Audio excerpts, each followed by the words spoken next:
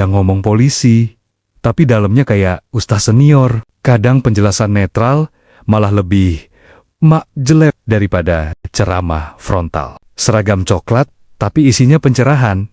Dunia memang penuh plot twist, bos. Mungkin nggak perlu debat panjang, cukup dengar yang satu ini, langsung mikir sendiri. Soalnya, kebenaran kadang datang dari tempat yang nggak kita duga. Ingat bos, kadang cahaya nggak datang dari mimbar, tapi bisa dari mana saja, kadang juga dari pos jaga di pinggir jalan. Untuk selanjutnya yuk, kita simak penjelasan tentang khurafat dan karomah dari abang polisi ganteng ini.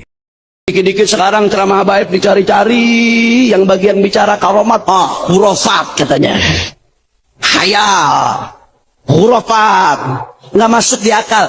Ente Ahlussunnah wal Jamaah apa bukan? Saya bicara akidah. Kalau akidahnya Ahlussunnah wal Jamaah, itu meyakini adanya karamah ya ikhwan. Karamah itu bukan soal si awarinya, bukan soal dianya, tapi siapa yang ngasih? Allah. Makanya karamah itu di Al-Quran diceritakan. Kalau mukjizat Nabi ya oke. Yang menafikan karamah itu Mu'tazilah, di luar Ahlussunnah wal Jamaah.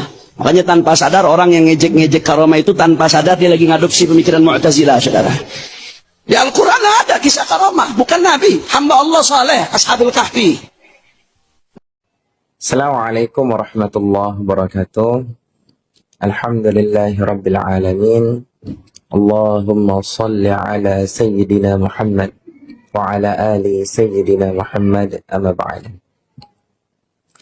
Tuan-tuan dan puan-puan yang mulia, kami mendapatkan pesannya di WhatsApp. Assalamualaikum, tolong jelaskan karomah apa yang benar, bukan khurafat. Baik. Jadi apa itu karomah, apa itu khurafat?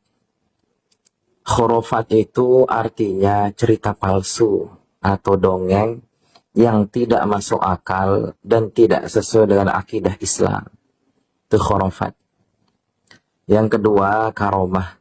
Karomah itu kejadian yang luar biasa, yang di luar akal, yang luar biasa terjadi kepada hamba Allah yang saleh dan kekasih-kekasih Allah Subhanahu wa taala, bukan nabi dan rasul, ya. Kalau nabi dan rasul itu namanya mukjizat. Apa perbedaan karomah dengan khurafat? Perbedaan karomah dengan khurafat simpel sebetulnya. Kalau karomah dia menekankan kepada tauhid. Jadi kita mendengar atau mengetahui kejadian yang luar biasa, yang ditonjolkan di situ adalah kuasa Allah Subhanahu wa taala, bukan kelompok, bukan individu. Biasanya karomah itu keluar dalam rangka keperluan dakwah. Ya. Jadi menyuruh kepada ketauhidan. Jadi kalau karomah itu dia bercerita tentang kebesaran Allah, kekuasaan Allah. Bukan condong mengkultuskan individu, mengkultuskan kelompok-kelompok tertentu. Ya, tapi condongnya kepada tanda-tanda kebesaran Allah Subhanahu wa taala. Nah, sedangkan khurafat itu lebih condong kepada syirik. Khurafat itu lebih condong kepada syirik.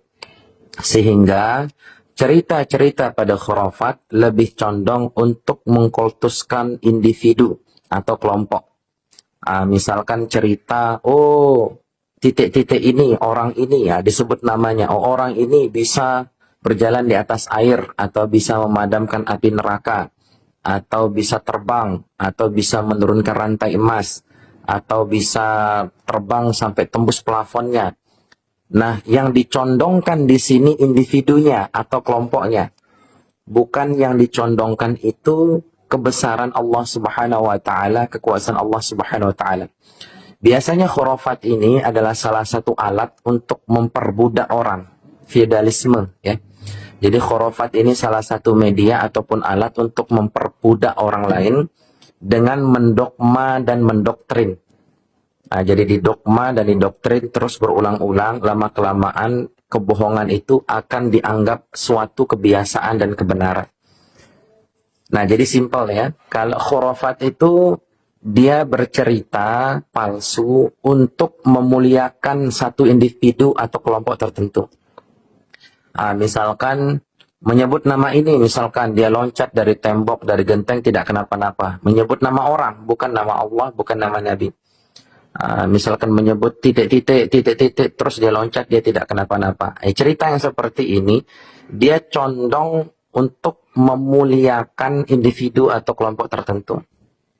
Artinya khurafat itu condong kepada kesyirikan, sedangkan karomah itu condong kepada tauhid.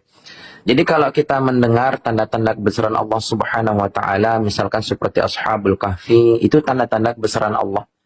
Jadi tidak disebutkan nama orangnya itu, nama orangnya ini yang tidur diberikan karomah sampai 300 tahun begitu, nggak disebut nama orangnya. Jadi lebih fokus kepada kekuasaan Allahnya yang ditekankan di situ. Jadi kalau karomah itu lebih fokus ditekankan terhadap kekuasaan Allahnya, bukan individu atau kelompok tertentu. Ya, jadi seperti itu ya. Simpelnya seperti itu. Jadi kalau kita mendengar suatu kejadian yang luar biasa, simpel aja. Kalau cerita itu lebih condong memuliakan individu atau memuliakan suatu kelompok, terus menggeser posisi Allah Subhanahu wa taala, posisi Rasulullah sallallahu alaihi wasallam, maka bisa dipastikan itu khurafat. Tapi kalau itu karomah, dia akan lebih condong kepada mentauhidkan Allah, menceritakan tanda-tanda kebesaran Allah, dan dalam rangka keperluan dakwah Islamiyah. Bukan memuliakan kelompok tertentu, keturunan tertentu, atau individu tertentu. Jadi seperti itu ya. Wallahu a'lam bishawab. Assalamualaikum warahmatullahi wabarakatuh. Nah, sampai di sini bro. Dua sisi, udah kita dengar bareng. Satu bicara soal karomah dan khurafat. Satu lagi jelasin tentang khurafat dan karomah. Dua-duanya sama-sama niatnya baik, cuma beda cara ngeliat. Kadang yang ngomong lembut bisa lebih nyentuh dari yang lantang, dan yang berseragam pun bisa lebih jernih dari yang berceramah. Tapi ya, balik lagi bos, urusan kebenaran itu bukan siapa yang ngomong, tapi apa yang disampaikan dan niat dibaliknya. Karena banyak yang kelihatan suci di luar, tapi di dalam masih sibuk ngebenerin ego, bukan akhlak. Jadi, coba lu pikirin sendiri, mana yang lebih mendekat ke hati, mana yang sekadar nyari tepuk tangan. Tulis pendapatmu di kolom komentar. Kira-kira, siapa yang lebih kena maknanya? Menurut kamu, yang bicara pakai dalil, atau yang bicara pakai logika dan niat lurus? Nggak usah debat bro. Cukup diskusi santai sambil ngopi aja. Karena kebenaran gak butuh teriakan.